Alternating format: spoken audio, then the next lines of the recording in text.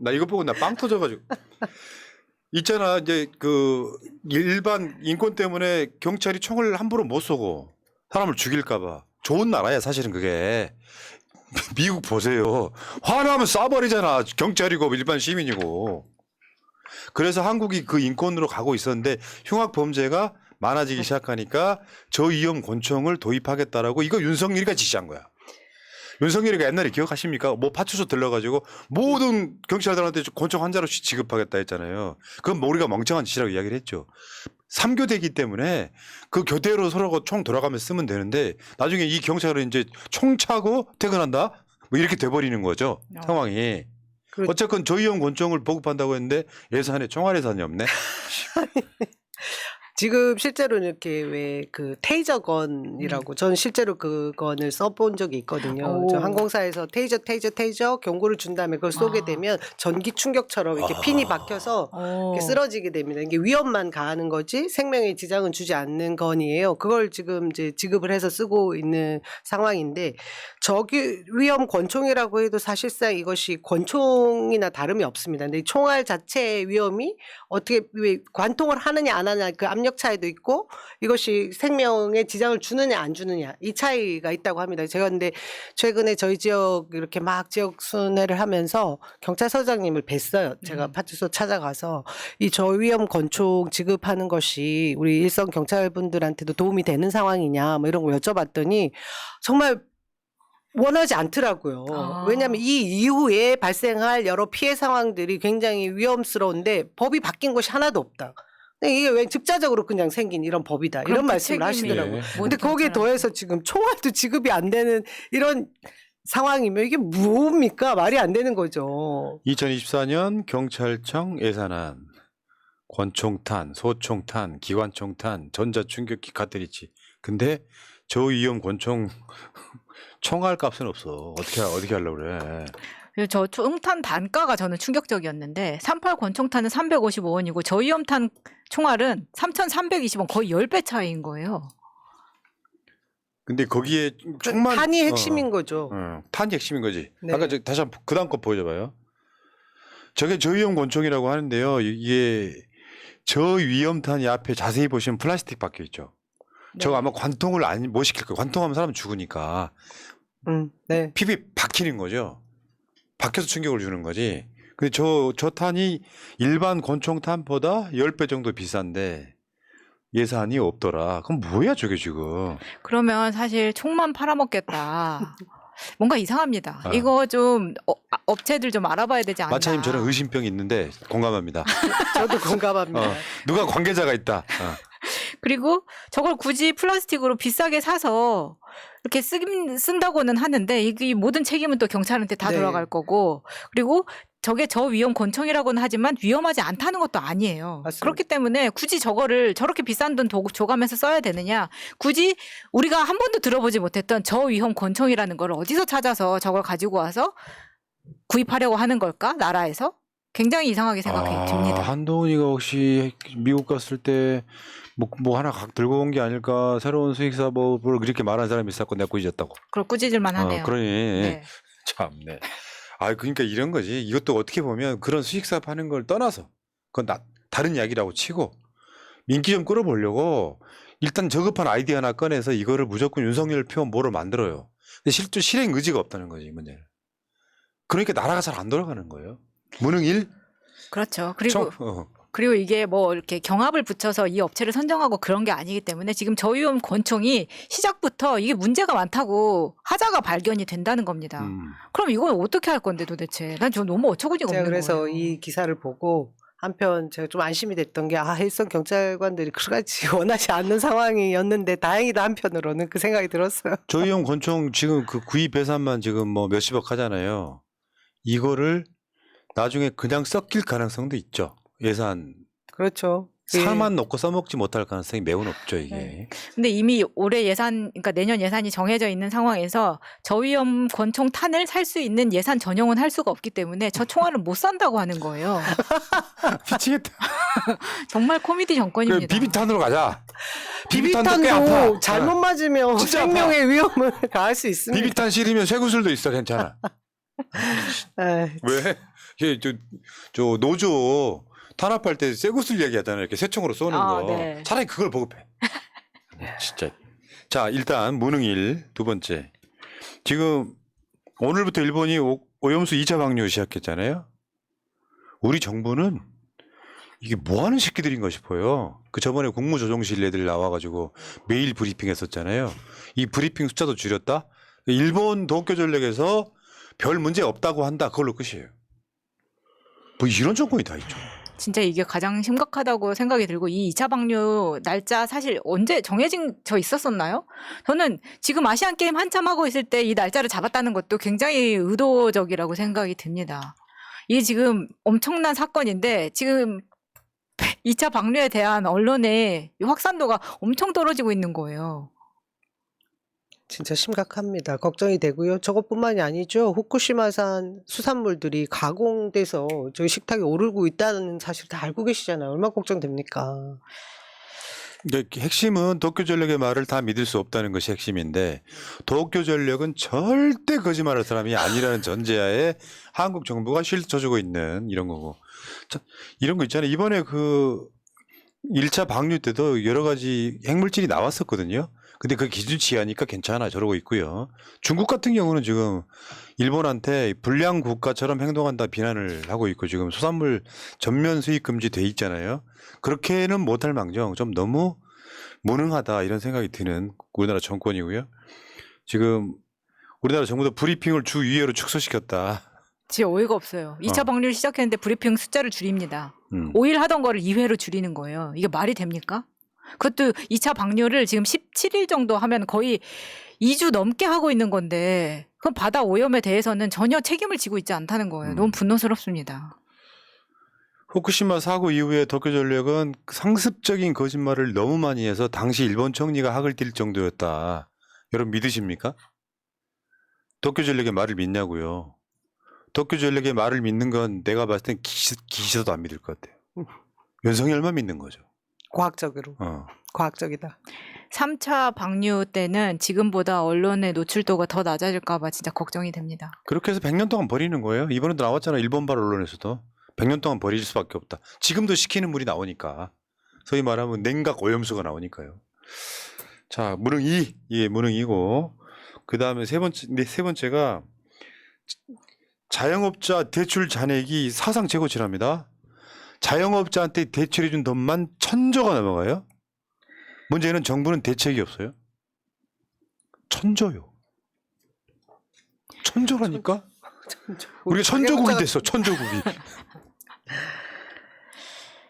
근데 이게 지금 진짜 가파르게 올라가는 게 너무 신기하게도 윤석열 정부 들어오고 나서 4분기 때 진짜 가파르게 올라가기 시작합니다. 거의 각도로 치면 진짜 45도 각도로 올라가고 있는 거예요. 근데 이게 연체율이 높아지면 자영업자들은 특히나 뭐 많은 위험에 노출이 되어 있기 때문에 저는 요즘 진짜 무서운 게 뭐 일가족 동반 자살 이런 것들이 너무 많아지고 있는데 그나마 뉴스에서 다뤄주는 것만 나올 거라고 생각합니다. 그 외에 우리가 모르는 것들이 엄청 많을 거예요. 그렇겠죠. 자영업자의 이 연체 위험률 추정치 계속 올라가고 있어요. 다행히 9월 위기설은 지나갔어요. 정부가 막 어떻게 때려 막 봉합을 한 거예요. 그렇지만 언젠간 다시 터질 시한폭탄 같은 거죠. 그게 봉합한다고 될 일이 아닌데. 이 우리가 잘 모르는 것 중에 최근에 우리나라 세수가 지금 줄어들어갖고 일 못한다 그랬잖아요. 정부가 돈 갖다 쓰는 거 손대는 거 보니까 외평기금에 손을 대더라고. 외화 있잖아요. 서로 간에 저 환율이 안 맞으면 문제가 생기니까 한국이 돈 갖다가 달러 사다가 그걸 균형 맞추는 거거든요. 그 돈을 갖다 쓰는 거야. 끌어다 쓰는 거야. 지금 뭐 자영업자 대출도 천정부지로 뭐 엄청나게 쌓여가는 것도 문제일 뿐더러 지금 마지막 부동산 PF 부분도 언제 터져도 터질 수밖에 없는 상황인데 계속해서 은행권으로 그것을 넘겨주면서 지금 결국은 막차 타서 집을 사는 사람들에게 그 폭탄을 다 떠안게 맞아요. 되는 그런 아주 위험천만한 시기에 지금 돌입했지 않습니까? 그럼에도 불구하고 언론에서 떠들지 않으니 다들 그냥 집값은 여전히 계속 잘 흘러가는구나 하는 착각을 하게 돼요. 전 지난번에 9월에 그 경제 동향들을 얘기하면서 갑자기 흑자 전환했다. 무역수지 있어서 그 얘기하는데 불황형 흑자였거든요. 그러니까 저희가 수출을 할 일이 줄어들다 보니까 수입 원가들을 그러니까 물자들을 제대로 수입할 일이 줄어들어서 생긴 불황형 흑자를 오히려 언론에서 대대적으로 떠들고 있습니다. 그랬더니 실제로 제가 지역에 가서 어떤 자영업자분들 만나서 인사할 때 이직이신 분들이 우리 지금 경제 상황 너무 좋잖아요. 이런 말씀을 하세요. 저 진짜 소스라지게 놀랐습니다. 본인이 힘드실 텐데도 불구하고 언론을 보고 판단을 하시는 거예요. 그렇죠. 개돼지죠. 두렵습니다. 이게 어떻게 이제 그 여파가 끼치냐면 세수도 줄어들었죠. 이 과정들을 거치다 보면 지방 정부한테 교부금을 내리잖아요. 교부금이 지금 최소 한 30-40조 지금 준다 그러거든요. 그건 지방 정부에서 하는 모든 사업은 원스톱이에요. 네. 지방채를 내서 뭔가 사업할 수 있는 상황이 아니라서 지원하던 사업들 다 없어지기 시작합니다. 실생활에 그렇게 해서 완전히 개 털리고 망한 뒤에서야 윤석열 찍은 걸 후회할 거야? 신문 보면 경제가 좋대? 자기 장사는 잘 안 되는데? 근데 이제 진짜. 이 피해를 이번 찍지 않은 1번까지도 지금 고통받고 있어서 문제인데 우리 지금 채팅창에도 이번 달부터 연체 시작이라고 하시는 분들이 나오는 거예요. 근데 그 연체라는 게 말이 연체지 매일매일 잠이 안 오실 겁니다. 눈덩이처럼 미치지. 분다는 게 그런 거잖아요. 그러니까 올해 지금 8월 달까지 국세 수입이 47조가 줄었는데 그래프 한번 봐봐요. 저기 보면 저 맨 왼쪽 청록색이 소득세고요. 법인세가 그 다음에 부가가치세, 상속증여세, 증권거래세, 관세 이런 순서로 돼 있단 말이죠. 소득세도 줄었지만 법인세가 무려 82조에서 62조로 20조가 줄어요. 1년 만에.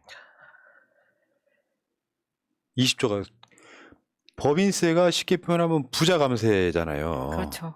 지금 많이 줄였다고 하는 게 법인세하고 상속세 이거는 다 있는 사람들한테 많이 줄여준 건데 이 그래프의 길이 차이를 보시면 거의 47조 정도 차이가 납니다. 이 47조 전부 다 부자들한테 퍼졌다 이렇게 볼 수 있는 거예요. 그럼 나머지 세수는 다 줄이면서 특히나 약자 지원 같은 것들을 다 지웠잖아요. 애초에 이 현 정부가 그 부자 감세를 해줄 때는 낙수 효과라는 걸 맞아요. 노린 건데 그것이 완전히 잘못된 거라는 것이 지금 현 상황이 말해주고 있거든요. 결국 건전 재정을 얘기하는데 사실은 거덜난 재정이라는 걸 보여주는 것이 저 지표입니다. 그러니까 47조 중에 법인세에서만 20조를 줄였으니까 야 진짜 어마어마한 부자 정부 아니겠습니까? 뻔뻔하게도 근데 문재인 정부가 무슨 돈을 펑펑 써가지고 나라 곳간이 비웠다 같은 100% 거짓말을 왜 하냐고요. 난 그게 되게 열받아요. 잠깐만 성렬아 그 국가 돈 아껴서 뭐 하려고? 가계부채가 전 세계에서 유일하게 국가부채를 앞서는 나라. 그리고 지금 자영업자 은행 빚만 천조국. 대체 뭘 하겠다는 건지를 모르겠습니다. 무능하니까 그런 거예요. 얘 경제 교사가 누군지 모르겠는데 아껴서 뭐 하려고?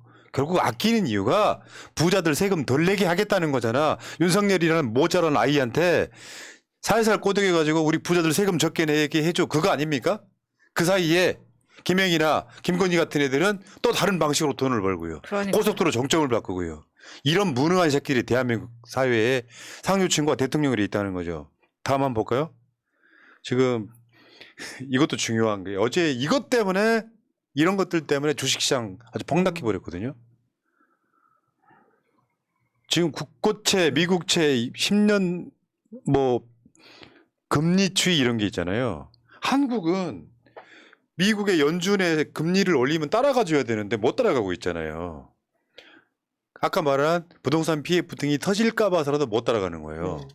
금리를 못 올린다고. 그러니까 금리 차이가 사상 최대로 났잖아요. 벌어지는 거죠. 사상 최대로 벌어졌단 말이에요. 금리 차이가. 그러니까 자이언트 스텝이네 빅스텝이네 한국은 따라가지를 못하고 있는 거예요. 쉽게 표현하면 금리라고 하는 건 그 나라 국가의 화폐의 가치예요. 내가 달러에 투자했을 때 나오는 이자, 한국 돈에 투자했을 때 나오는 이자가 다를 거 아닙니까? 그럼 한국 돈의 가치가 더 떨어지는 거죠. 이걸 못 따라가는 거고.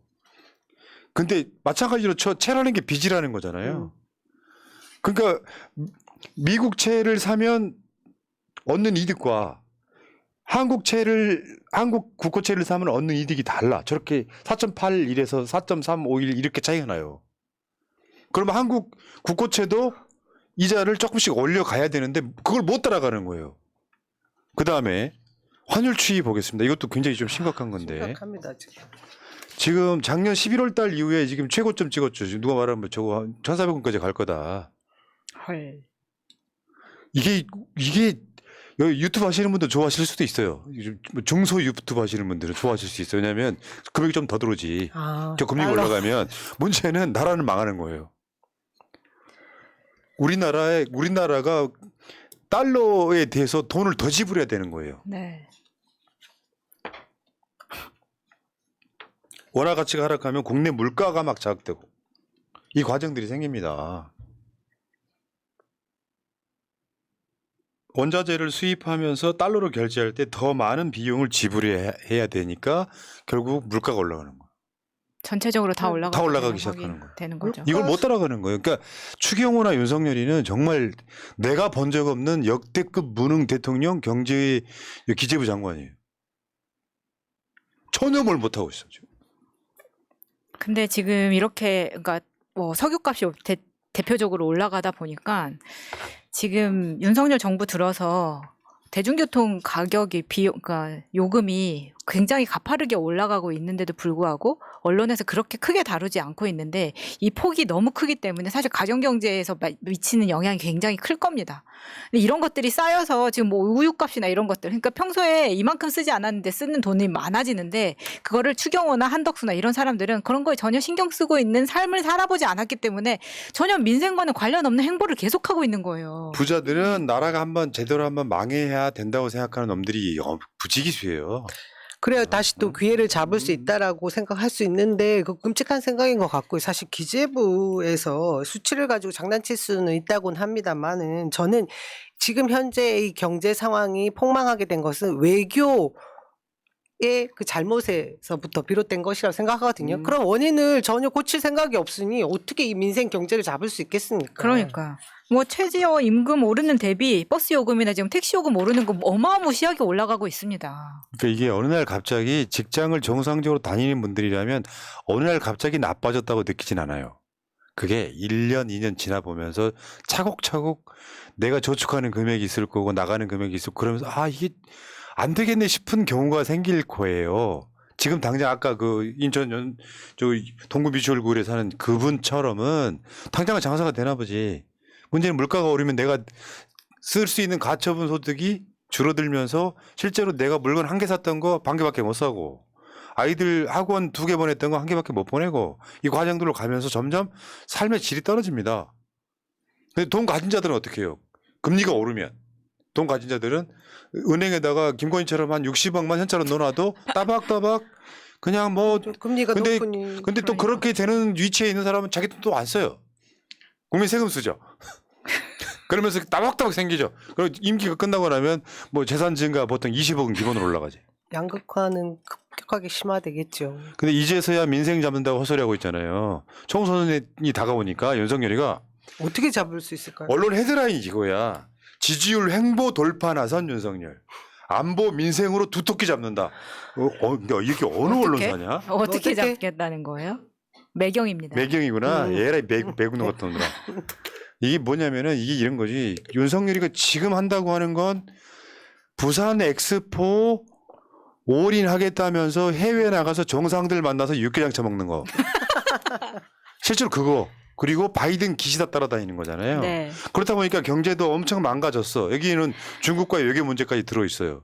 그러니까 여기다가 얘는 뭔가 안보라는 거를 그 중심으로 놓고 내가 안보는 확실히 잡을 거야. 가짜 평화라고 이야기하면서 나이 드시는 어르신들 극우층들을 자극해 왔잖아요.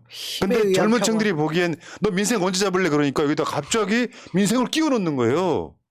윤석열한테 민생은 아예 없어. 지금까지도 없어. 안보 민생으로 두텁게 어떻게 잡아 제가.